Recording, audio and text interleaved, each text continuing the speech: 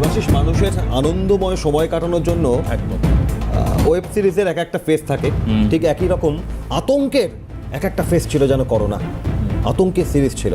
করোনার পর কিছুদিন আগেই HMPV ভাইরাস নিয়ে আলোচনা হলো এবং এদেশে সেই চীনা ভাইরাস তার প্রকোপ পড়েছে, প্রভাব পড়েছে এমন আতঙ্ক। আর এবার দেবাশিস গুলেন বাড়ি সিনড্রোম, বাড়ি বাড়ি এই আতঙ্ক কি তৈরি হয়েছে? তার কারণ ইতিমধ্যেই দেশের মধ্যে মহারাষ্ট্রের পুনে থেকে শুরু করে শহর কলকাতাতে আতঙ্কের সংখ্যা বাড়ছে। টি ব্রেকে আজ তা নিয়ে আলোচনা করবো আপনাদের সঙ্গে, আমি অভিক বসু।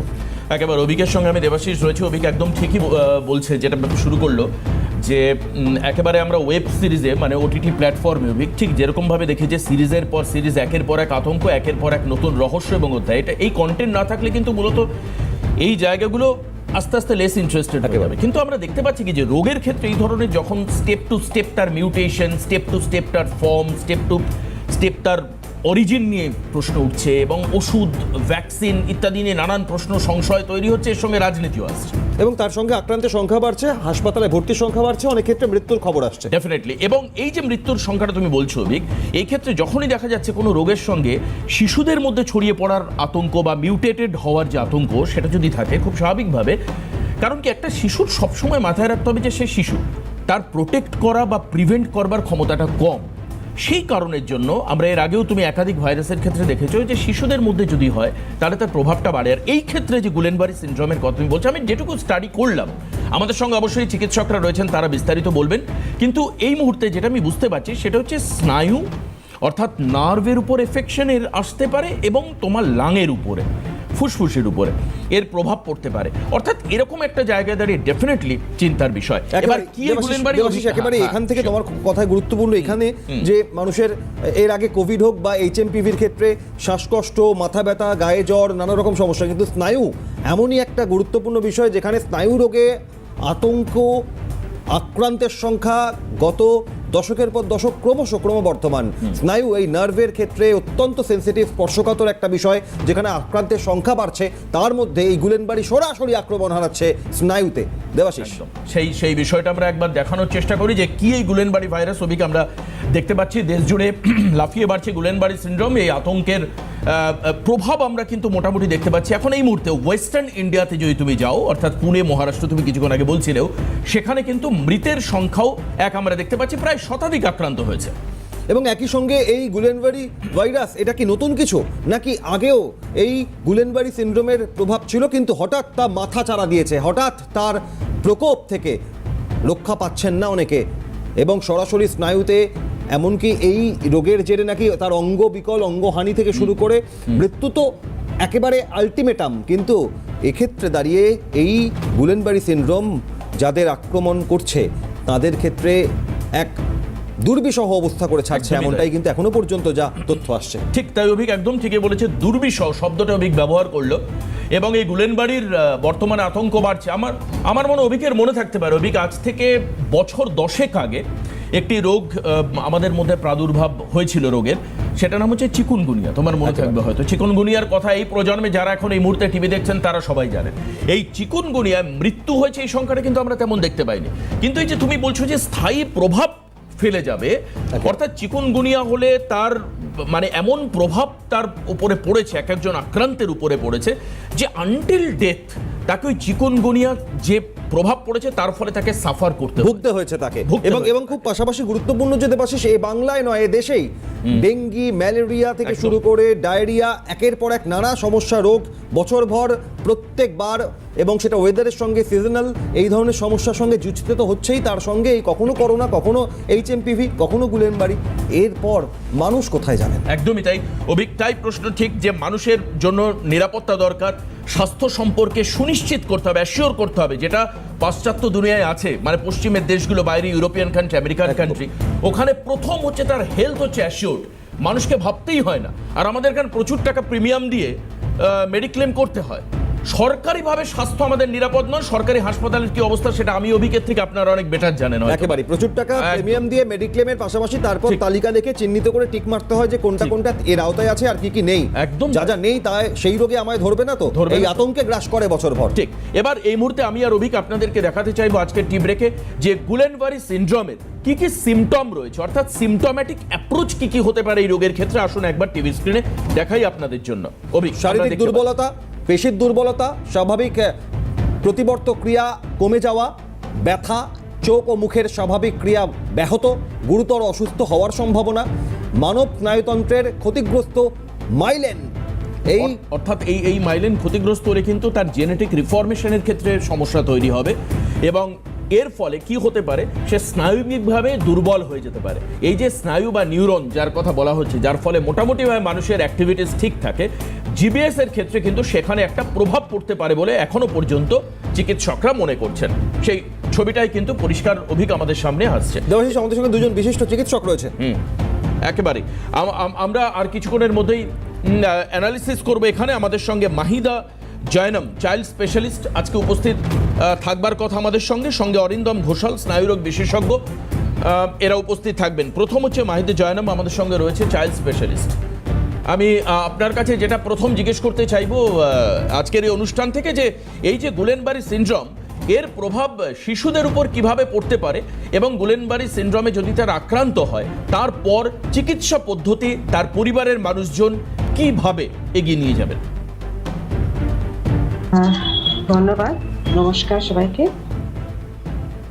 শোনা যাচ্ছে? শোনা যাচ্ছে, বলুন। একদম স্পষ্ট। প্রথম কথা, যে গুলেনবারি সিনড্রোম এটা কোনো একটা নতুন রোগ নয়। ফার্স্ট অফ অল, এটা আমরা প্রত্যেক বছরই দেখি। হ্যাঁ, এটা খুব আনফর্চুনেট। এবার মানে পুনেতে যে আমরা এতগুলো কেস, হঠাৎ এতগুলো ক্লাস্টারিং হয়েছে, হ্যাঁ, that is quite scary and unfortunate. কিন্তু এটা প্রত্যেক বছরই আমাদের হসপিটালে প্রত্যেক বছরই হয়। হ্যাঁ, প্রত্যেক বাচ্চারা আক্রান্ত হয়, তার ট্রিটমেন্ট হয়। তো ইয়েস, বিকজ এত বেশি এখন হয়েছে, সেই জন্যই মানুষের একটু বেশি ইনফরমেশন দরকার। হ্যাঁ, দে শুড বি অ্যাওয়ারনেসটা বেশি দরকার। তো এটা গুলেনবারি সিনড্রোম হচ্ছে আমাদের একটা নার্ভের একটা অসুখ। হ্যাঁ, এটা আমাদের যেটা নার্ভ মাসেলস গুলোকে অ্যাফেক্ট করে, পেরিফেরাল নার্ভ, যে নার্ভ যে আমাদের মাসেল গুলোকে সাপ্লাই করে, হাঁটা চলা, নিঃশ্বাস নেওয়া মাসেলস, কথা বলা, কফ গেলা, এইগুলো মাসেলস, এইগুলো নার্ভকে অ্যাফেক্ট করে। এটা এবার যে পুনেতে আমরা একটা অ্যাসোসিয়েশন পেয়েছি, হ্যাঁ, একটা ক্যাম্পাইলোব্যাক্টার জেজেলি নিয়ে খুব হচ্ছে। তো গুলেনবারি যে কোনো ভাইরাল ব্যাকটেরিয়াল ইনফেকশন পর হতে পারে। এটা কি সবার হবে? ভাইরাস ইনফেকশন তো অনেকজনেরই হয়, তাই না? আমরা তো সবাই একটা সর্দি কাশি হয়, স্যার তামে কি আমরা কি সর্দি কাশি পর কি খুব ভয়ভীত থাকবো আমার গুলেনবারি হতে পারে? না, এরকম নয়। কিন্তু হ্যাঁ, ডেফিনেটলি এটা একটা ভাইরাল ইনফেকশনের পর হয়। এবার ভাইরাল ইনফেকশন, ব্যাকটেরিয়াল ইনফেকশন, যাই ইনফেকশন গুলো সঙ্গে সঙ্গে হয় না, কিছু সময় লাগে। কিছু সময় লাগে, তারপর এই গুলেনবারি সিনড্রোমের সিমটমস গুলো আমাদের সামনে আসতে থাকে। তো এটা শুরু হয় আপনার ওই উইকনেস দিয়ে। বাচ্চারা তো উইকনেস এরকম বলে না, ওরা কি বলবে? ব্যথা। ব্যথা, it can manifest as pain. ব্যথা নিয়ে শুরু হয়, আস্তে আস্তে উইকনেসটা প্রোগ্রেস করে। ইউজুয়ালি স্টার্ট হয় লোয়ার লিম্ব উইকনেস, এটাই হচ্ছে মেন। হাঁটতে পারছে না, কুড়িয়ে কুড়িয়ে হাঁটছে, তারপর হাঁটা সেটা প্রোগ্রেস করে হাত নাড়াতে পারছে না। তো প্রথমবার ডক্টরের কাছে যখন আসে, এটাই ভালো লাগছে না, হ্যাঁ, উইকনেস হচ্ছে, তখনই আমরা ভর্তি করি। আমরা তো অনেক ভর্তি আমরা দেখেছি, হ্যাঁ, এখন আমাদের হসপিটালেও 2-3 জন ভর্তি আছে।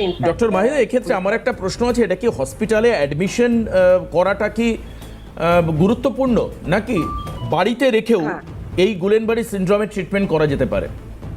না, যদি উইকনেস সাসপেক্ট হয়, হ্যাঁ, যদি এক্সামিনেশনে আমরা পাই কি না উইকনেসটা প্রোগ্রেস করছে, definitely hospital admission is necessary. Doctor Mahida, যে ধরনের সিমটম আসে, আমি এখানে জানতে চাইছি একটা বিষয়, যে ধরনের সিমটম আসে, যে ধরনের পার্শ্ব প্রতিক্রিয়া হয় এই ধরনের ক্ষেত্রে, এই সিনড্রোম আসলে, তাতে কি মানুষ অর্থাৎ পরিবার সেই রোগীর তারা মনে করতে পারেন অন্য কোনো কারণে এই ধরনের সমস্যা হচ্ছে? কারণ স্নায়ুর সমস্যায় নানা রকম হাত পা কাঁপা থেকে শুরু করে অন্যান্য নানা বিষয়ে ধারাবাহিকভাবে দেখা যায়, এক্ষেত্রেও কি তা হতে পারে? একদম। গুলিনবারি অনেক ডিফারেন্ট, অনেকবার হয় জাস্ট পা ব্যথা নিয়েই হলো ভাইরাল মায়োসাইটিস এরকম হয়, কিন্তু ওটা প্রোগ্রেস করবে না, শুধু লোয়ার লিম্ব উইকনেস ব্যথা থাকে। হ্যাঁ, সেই জন্যই মনিটরিংটা খুব ইম্পর্টেন্ট। যদি প্রোগ্রেস করে মানে বাড়ে আস্তে আস্তে, তখন এটা ওয়ান অফ দ্য ডিফারেন্সিয়েট। অনেক ভাইরাস থেকে হয়, তারপর আমাদের এমনি স্পাইনাল কর্ডে কিছু কিছু অসুখ হয় যেখানে এরকম উইকনেস হয়। তো একেবারে আমি আবারও আপনার কাছে আসছি, কিন্তু এই মুহূর্তে অরিন্দম ঘোষাল, স্নায়ুরোগ অনির্বাণ ঘোষাল মার্জনা করবেন। অনির্বাণ ঘোষাল, ডক্টর ঘোষালকে স্বাগত জানাবো, স্নায়ুরোগ বিশেষজ্ঞ, তিনি আমাদের সঙ্গে রয়েছেন। ডক্টর অনির্বাণ, আপনার কাছে আমার যেটা জিজ্ঞাসা করা, যে স্নায়ুর সম্পর্কিত একটা সমস্যা তৈরি হতে পারে, এক্ষেত্রে ছোট থেকে বড় উভয়ের মধ্যেই হতে পারে এবং বিভিন্ন পেশি দুর্বল হয়ে যেতে পারে, বিশেষত নিম্নাঙ্গের উপরে প্রভাব আসতে পারে। আমার প্রশ্ন হচ্ছে, এই যে যখন স্নায়বিক সমস্যা, এর প্রভাব আর কোন কোন অঙ্গের উপরে পড়তে পারে এবং তার ফলে পেশেন্ট অনেক বেশি কাবু হয়ে পড়তে পারে? যেমন ডক্টর মাজিদা বললেন যে এটা পেরিফেরাল নার্ভের মূলত সমস্যা। তো পেরিফেরাল নার্ভ দিয়ে বিভিন্ন মাংসপেশিকে দুর্বল করতে পারে। এরপর এই মাংসপেশি যেমন ধরা যাক যে আমাদের হাতের মধ্যে রয়েছে, পায়ের মধ্যে রয়েছে, সেরকম মুখের মধ্যেও রয়েছে এবং অন্যান্য জায়গাতে, যেমন ধরুন আমাদের গলার মধ্যে আমাদের সমস্ত মাংসপেশি আমরা চিবোই, খাই, চোখে দেখি, মানে চোখের যে মুভমেন্ট হয়, আমরা যে ডান দিকে তাকাচ্ছি, বাঁ দিকে তাকাচ্ছি, এই সব নার্ভ দিয়েই নিয়ন্ত্রিত হয়, মানে স্নায়ু দিয়েই নিয়ন্ত্রিত হয়। তো এই সবকিছুর উপরেই এর প্রভাব হতে পারে। এমনকি আমাদের চেস্ট মাসলস, মানে বুকের মধ্যে যে সমস্ত মাংসপেশিগুলি রয়েছে, তাদের মধ্যেও এই জিবি সিনড্রোম দুর্বলতা তৈরি করতে পারে। তো এর ফলে মানুষের শ্বাসকষ্ট হতে পারে, যা বাচ্চাদের হতে পারে, বড়দের হতে পারে। এমনকি কিছু কিছু জিবি সিনড্রোমের একটা বিশেষ মানে একটা বিশেষ পর্যায়ে গিয়ে তার অটোনমিক নার্ভাস সিস্টেম বলে এক ধরনের বিশেষ নার্ভাস সিস্টেম আছে, যা আমাদের ব্লাড প্রেশার, পালস এগুলোকেও নিয়ন্ত্রণ করে, তার উপরেও এর প্রভাব আসতে পারে। সেই কারণে কিছু কিছু মানুষের ক্ষেত্রে ব্লাড প্রেশার হঠাৎ হঠাৎ বেড়ে যাওয়া, কমে যাওয়া, এমনকি পালস রেট প্রচন্ড বেড়ে যাওয়া, কমে যাওয়া, এই জাতীয় সমস্যাও হতে পারে। কিছু মানুষ প্রচন্ড ঘেমে যান, এরকম বিশেষত সেগুলো বয়স্ক মানুষদের ক্ষেত্রেই আমরা দেখে থাকি। বড়দের ক্ষেত্রে বাথরুম পায়খানার সমস্যা হতে পারে, মানে কিছু কিছু মানুষের ক্ষেত্রে তাদের প্রস্রাব করার ক্ষমতা, সেটাও সমস্যা তৈরি হতে পারে। আর যেরকম আমি বললাম যে তাদের চিবোতে, খেতে, গিলতে অসুবিধে হতে পারে, চোখের দেখার যে কন্ট্রোল, সেটার মধ্যেও সমস্যা হতে পারে। এমনকি ঘাড় ঘোরাতে বা ঘাড় সোজা করে রাখতেও কিছু কিছু মানুষের সমস্যা। প্রচন্ড ব্যথা হতে পারে পিঠের মাংসপেশিতে, কোমরের মাংসপেশিতে এবং পায়ের মাংসপেশিতে অসহ্য ব্যথা হতে পারে। আচ্ছা, এবার ডক্টর অনির্বাণ, এটা তো একদম বাস্তব। আমি ডক্টর মাধিয়া আমাদের সঙ্গে রয়েছেন, আমি ওনার কাছে জানতে চাইবো যে যেহেতু বুকের ওপর একটা সমস্যা আসতে পারে, সেই ক্ষেত্রে আমার দুটো খুব ইম্পর্টেন্ট আমাদের শারীরিক অঙ্গ আর কি, যার জন্য মানুষের অনেক ক্ষেত্রে দেখা যায় মৃত্যু ঘটে আর কি, বর্তমানে আমরা দেখি, সেটা হচ্ছে হার্ট এবং লাং। এই দুটোর উপরে সরাসরি প্রভাব পড়ে কিনা? কারণ কিছুক্ষণ আগে ডক্টর অনির্বাণ বলছিলেন যে বুকের পেশির ক্ষেত্রেও একটা প্রভাব পড়ে এবং এর ফলে খুব মানে বাচ্চাদের ক্ষেত্রে বিশেষত ব্রিদিং প্রবলেম তৈরি হয়। একদম ঠিক, এটাই সব থেকে মানে ভয়ের জিনিস। ব্রেন বাড়িতে যে ভয় আছে, এই দুটোই জিনিস। একটা তো হচ্ছে নিঃশ্বাস, যেরকম আমাদের মাসেলস, পেরিফেরাল নার্ভ, আমাদের রেসপিরেটরি যে মাসেলস গুলো থাকে, ওটাতেও নার্ভ সাপ্লাই হয়। এটাতে কি হয়, যে ডিজিজটা প্রোগ্রেস করে, যখন আমাদের রেসপিরেটরি মাসেলসটাকে এফেক্ট করে নেয়, তখন বাচ্চারা, বড়রা নিঃশ্বাস নিতে অসুবিধা হয়, নিঃশ্বাসটা আস্তে আস্তে নেয়। এবার যেই ভাবে আমাদের যেরকম কথা বলছি, কফ, গিলছি, খাচ্ছি, ওই মাসেলস যদি উইক হয়ে যায়, তাহলে কি হবে, অ্যাসপিরেশনের ভয় থাকে। তো মোস্ট এই দুটো খুব একটা হচ্ছে অ্যাসপিরেশন বাচ্চা করতে পারে, বড় করতে পারে, অ্যাসপিরেশন নিউমোনিয়া হতে পারে, আর একটা হয় রেসপিরেটরি মাসেল প্যারালিসিস। এই দুটো ইন্ডিকেশন জন্য বাচ্চাকে, অনেক বাচ্চা বড়কে ভেন্টিলেশন আমরা সবাই ভয় পাই, ভেন্টিলেশন। কিন্তু জিবি সিনড্রোমে এই জিনিসটাই বেশ অনেক জনেরই লাগে, যখন এই উইকনেসটা প্রোগ্রেসিভলি ইনক্রিজ করছে, খুব তাড়াতাড়ি আমরা মনিটর করছি, বাচ্চা ভালো নিঃশ্বাস নিতে পারছে না, আস্তে আস্তে নিঃশ্বাস নিচ্ছে, আমরা ব্লাড গ্যাস করি, আইসিইউতে সেসব বাচ্চাগুলোকে শিফট করি, তখন বাচ্চার ভেন্টিলেশন। আমি একেবারে এখান থেকে ডক্টর ঘোষাল একটা বিষয় বোঝার চেষ্টা করি যে বহু রোগ, সেটা ভাইরাল হোক বা সেটা অন্য কোনো ক্ষেত্রে যখন আক্রান্ত হন কোনো রোগী, তার একটা টাইম ফ্রেম থাকে যে কতটা দ্রুত তাকে কাবু করে দেবে, কত দ্রুত তার শরীরে বাসা বাঁধবে, প্রকোপ ফেলবে এবং তাকে রিকভারি করার ক্ষেত্রে অনেক প্রতিকূল পরিস্থিতি তৈরি করবে। এই গুলেনবাড়ি সিনড্রোম তাতে আক্রান্ত হওয়ার পর একটা রোগী বা একজন মানুষ কতটা সময় পান চিকিৎসার জন্য সেখান থেকে বেরিয়ে আসার। কারণ অনেক ক্ষেত্রে আমরা যদি উদাহরণ দিই, জানি না চিকিৎসার ভাষা এটা এক হবে কিনা, ডেঙ্গি আক্রান্ত হওয়ার পর যে মানুষের প্লেটলেট একেবারে খুব দ্রুততার সঙ্গে কয়েক ঘন্টার মধ্যে নেমে গিয়ে তাকে অত্যন্ত প্রতিকূল অবস্থায় ফেলে দেয়, গুলেনবাড়ি সিনড্রোমও কি তাই? একেবারেই। ডক্টর মাধিয়া এবং ডক্টর অনির্বাণ দুজনকেই সঙ্গে রাখবো, আমি আর অভিক সঙ্গে রয়েছি। রোগ বিরোগের কোনো ব্রেক নেই, একের পর এক করোনা থেকে শুরু করে HMPV ভাইরাস, আর এবার বছর পর নানা রোগের মাঝে গুলেনবাড়ি সিনড্রোম নতুন করে আতঙ্ক বাড়াচ্ছে। তা নিয়েই বোঝার চেষ্টা করছি। দুজন চিকিৎসক আমাদের সঙ্গে রয়েছেন, সঙ্গে দেবাশিস রয়েছে আমার সঙ্গে। একেবারে আমার ওই অভিকের প্রশ্নটাই আমি ডক্টর অনির্বাণকে জিজ্ঞেস করবার চেষ্টা করব। ডক্টর অনির্বাণ, এই যে রোগে আক্রান্ত হয় এবং বেরিয়ে আসা, এবং তার একটা থাকে না যে রিস্ক জোন কোনটুক সময় রয়েছে, এরপরে থেকে আমরা ডাক্তারবাবুরাও বলেন যে patient is now out of risk, এই যে সময়গুলো, এই যে টাইম ফ্রেমের মধ্যে যদি আমরা এটাকে আনার চেষ্টা করি, তো ডক্টর অনির্বাণ কি বলতে পারি আমরা? তো যেরকম ডক্টর মাজিদা বলেছেন যে কোনো একটা ভাইরাল ইনফেকশনের পরে, সেটা ভাইরাল ইনফেকশন হোক বা অন্য কোনো জীবাণুর ইনফেকশন হোক, ব্যাকটেরিয়াল ইনফেকশন হোক, তার একটা নির্দিষ্ট সময় পরে এই উইকনেস বা এই দুর্বলতা বা জিবি সিনড্রোম শুরু হয়। তো সাধারণত আমরা দেখি যে হিস্ট্রি নিলে, মানে তাদের ক্ষেত্রে যদি আমরা জিজ্ঞাসা করি, বেশিরভাগ মানুষই হিস্ট্রি দেন যে প্রায় 2 সপ্তাহ বা তার কিছু কাছাকাছি সময় আগে তাদের এরকম একটা জ্বর বা কিছু হয় লুজ মোশন বা একটা সাধারণ সর্দি কাশি টাইপের কিছু একটা সমস্যা হয়েছিল, এবং তারপর ধীরে ধীরে দেহের মধ্যে একটা অ্যান্টিজেন অ্যান্টিবডি বিক্রিয়ার ফলে এই জিবি সিনড্রোম বা এই দুর্বলতা এগুলো সেট ইন করে, সামনে আসে। প্রথম অংশে আমরা দেখি যে হয়তো তার দুর্বলতা পায়ের থেকে শুরু হয়েছে। প্রথমে তার পায়ে ঝিনঝিন করা, পায়ে দুর্বলতা, পায়ে হাঁটতে না পারা, দাঁড়াতে না পারা, এই সমস্ত সমস্যাগুলো আস্তে আস্তে বিল্ড আপ, মানে ধীরে ধীরে এই সমস্যাগুলো বাড়তে থাকে প্রায় 2 সপ্তাহের মতো সময়ের ওপর। এবং যখন শুরু হয় তখন দেখা যায় যে প্রায় কয়েক ঘন্টার মধ্যে, এমনকি 1-2 দিনের মধ্যেও রোগী প্রচন্ড দুর্বল হয়ে যেতে পারে। এমনকি কিছু কিছু সিভিয়ার ফর্ম অফ জিবিএস আছে, মানে যে জিবি সিনড্রোম গুলো প্রচন্ড তাড়াতাড়ি বা খুব খারাপ পর্যায়ের জিবিএস, সেগুলোতে কিছু ঘন্টার মধ্যে, এমনকি 1-2 দিনের মধ্যেও রোগী ভেন্টিলেশনে চলে যেতে পারে। তারপরে নির্ভর করছে তার চিকিৎসার পদ্ধতি, মানে চিকিৎসার পদ্ধতির উপরে নির্ভর করে তখন তার রিকভারি অনেকখানি ডিপেন্ড করবে। এবং সাধারণত চিকিৎসার পরবর্তী অংশে প্রথম 2 সপ্তাহের পরে পরবর্তী 2 সপ্তাহে এই রোগটা একটা প্লেটু, মানে একটা স্থিতাবস্থায় পৌঁছায়। তার পরবর্তী অংশে এর ধীরে ধীরে ধীরে ধীরে রিকভারি শুরু হতে থাকে। তার মানে আমরা যদি পুরো টাইম ফ্রেমটাকে ধরি, প্রথম কয়েক ঘন্টার মধ্যে রোগটা দ্রুততার সাথে বাড়তে পারে, কয়েক ঘন্টা বা 1-2 দিনের মধ্যে। তার পরবর্তী 2 সপ্তাহের মধ্যে এটা ধীরে ধীরে ধীরে ধীরে বাড়বে, এরকম আশা করা যায়। তারপরের 2 সপ্তাহের মধ্যে এটা মোটামুটি একটা স্থিতাবস্থায় পৌঁছবে, এবং যে সমস্ত ওষুধপত্র, যে সমস্ত থেরাপি দেওয়া হবে, সেগুলো আস্তে আস্তে তার মধ্যে কাজ করতে শুরু করবে রোগীর মধ্যে। একদম। তার পরবর্তী অংশে এই রিকভারি শুরু হবে। বেশ, আমি ডক্টর মাদিয়ার কাছে আমার আরেকটা গুরুত্বপূর্ণ প্রশ্ন রয়েছে, যে সেটা হচ্ছে যে রিকভারি কিভাবে হয়, রিকভারি রেট বর্তমানে কিরকম? কারণ আপনি কিছুক্ষণ আগে বলছিলেন যে রোগটা তো নতুন নয়, এই ধরনের পেরিফেরাল সমস্যা এর আগেও বহুবার এসছে। এক হচ্ছে রিকভারি রেট কিরকম, মানে অসুস্থ হতেই পারে কেউ, কিন্তু সে কতটা মনের জোর রাখতে পারে যে সেখান থেকে ফিরে আসার সম্ভাবনা পার্সেন্টেজ বেসিসে আমি জিজ্ঞেস করব।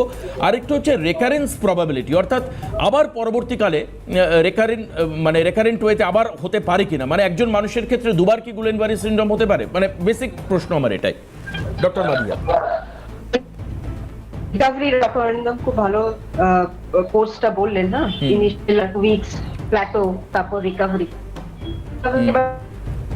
আসি আরবিআইজি আমরা দিই না, সব রিকভারিটা অনেকটা স্পন্টেনিয়াস না। ট্রিটমেন্ট যেগুলো আমরা দিই সেগুলো বেসিক্যালি হচ্ছে সাপোর্টিভ, যে অ্যান্টিবডি যেগুলো তৈরি হয়েছে সেগুলো কিছুটা ওষুধ মাধ্যমে ক্লিয়ার হয়, কিন্তু যেগুলো বাইন্ডেড অলরেডি যে নার্ভ গুলোর সাথে জুড়ে গেছে সেগুলো আস্তে আস্তে শরীর ইমিউন সিস্টেম থেকে আস্তে আস্তে ওগুলো ইয়ে হয়।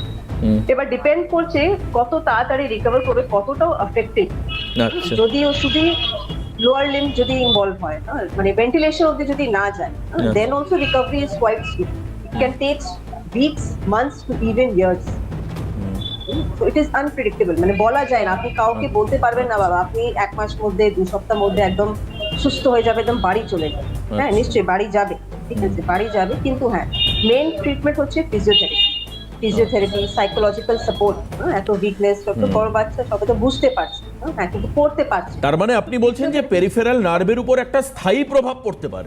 একেবারে। এবং দেবাশিস, আমি পাশাপাশি ডক্টর অনির্বাণের কাছে একটা বিষয় বোঝার চেষ্টা করি যে ডক্টর অনির্বাণ, অনেক রোগ যেটা ছোঁয়াচে কত পরিমাণ তার উপর নির্ভর করে যে কতটা দ্রুত ছড়াবে। গুলেনবাড়ি সিনড্রোমের ক্ষেত্রে ছোঁয়াচে হওয়ার ক্ষেত্রে কতটা পসিবিলিটি রয়েছে এবং একজন আক্রান্ত হলে তার পরিবারের অন্যান্য সদস্যদের কি কি সচেতনতা প্রয়োজন, এই ক্ষেত্রটা যদি একটু বলেন। ইনফেকশাস কিনা একদম। গুলেনবেরি একেবারেই ছোঁয়াচে রোগ, এটা প্রথম পরিষ্কার করা দরকার যে এটা একটা ভাইরাস বা জীবাণু। এমনকি কিছু কিছু ক্ষেত্রে ভাইরাসও নয়, কিছু এরকমও গবেষণায় দেখা গেছে বা এরকম এভিডেন্স আছে, এরকম আমাদের কাছে প্রমাণ আছে যে এমনকি ভ্যাকসিনেশনের পরে, বিশেষ কিছু কিছু ভ্যাকসিনেশনের পরে, এমনকি সার্জারির পরে, বিশেষ কিছু কিছু অপারেশনের পরেও জিবি সিনড্রোম তৈরি হতে পারে। সুতরাং সব ক্ষেত্রেই যে এটা ভাইরাস ইনফেকশন বা জীবাণুর ইনফেকশনের পরেই তৈরি হয়েছে এরকম ভেবে নেওয়ার কোনো কারণ নেই। তাই জিবি সিনড্রোম সংক্রামক রোগ নয়।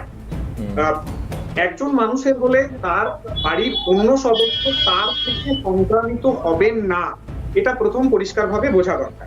তাই বাড়ির অন্যরাও সেই রোগীকে বাড়িতে ডিসচার্জ করার পরে, মানে যিনি হাসপাতালে ভর্তি আছেন তাকে বাড়িতে নিয়ে যাওয়ার পরে একই ঘরে থাকতে পারেন, এমনকি তার পরিচর্যা করতে পারেন।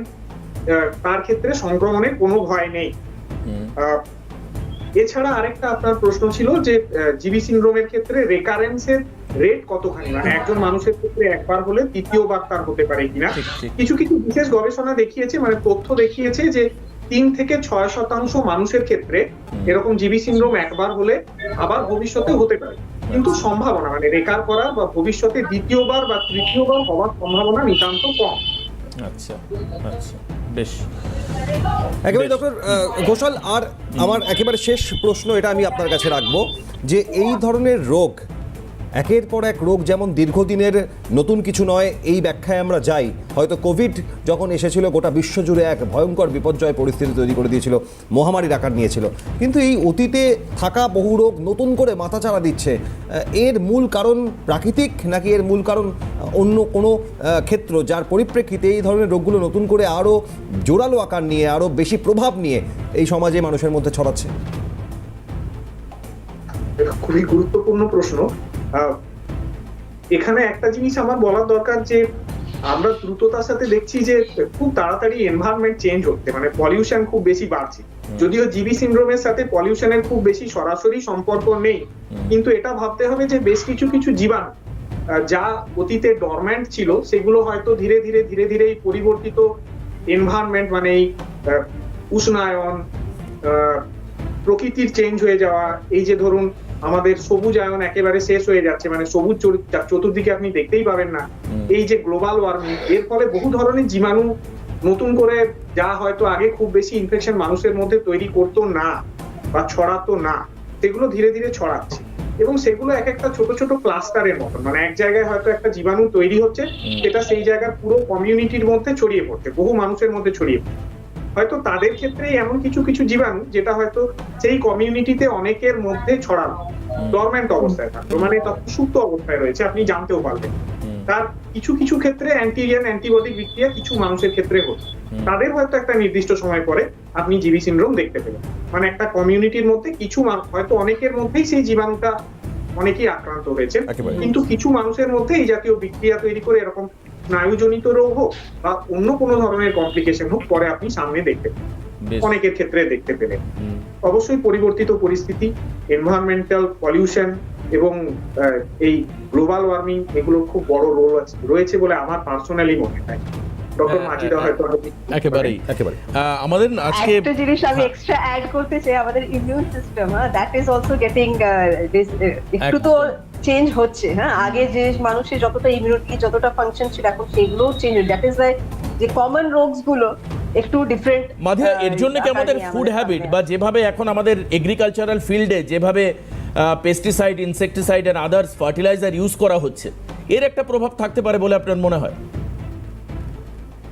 দেখুন, এগুলো প্রুভ না হলে জাস্ট বলে দেওয়াটা খুব ইট শুড নট বি একেবারে এই না হলে বলে দেওয়ার মতোই এখনো অনেক অজানা তথ্য যা জানতে হবে হয়তো এই গুলেনবাড়ি সিনড্রোম নিয়ে আগামী দিনে পরিস্থিতির সঙ্গে সঙ্গে। কিন্তু অনেক ধন্যবাদ ডক্টর মাহিয়া এবং একই সঙ্গে ডক্টর অনির্বাণকে। দেবাশিস, একটা গুরুত্বপূর্ণ বিষয়, এই প্রাকৃতিক পরিবর্তন, বিশ্ব উষ্ণায়ন, ঠিক, প্রকৃতির ভারসাম্য নষ্ট হওয়া, এই পরিস্থিতির খুব একটা আশু সমাধান নেই। না, অর্থাৎ না। এর মধ্যে থেকেই আমাদের এই রোগের সঙ্গে যুঝতে হবে, রোগের সঙ্গে লড়াই চালাতে হবে। দেবাশিস, একদমই। তুমি তো একটা মানে গ্লোবাল ইস্যু দিয়ে আজকে শেষ করলে, এনভায়রনমেন্ট, এদিকে আমাদের নজর থাকবে।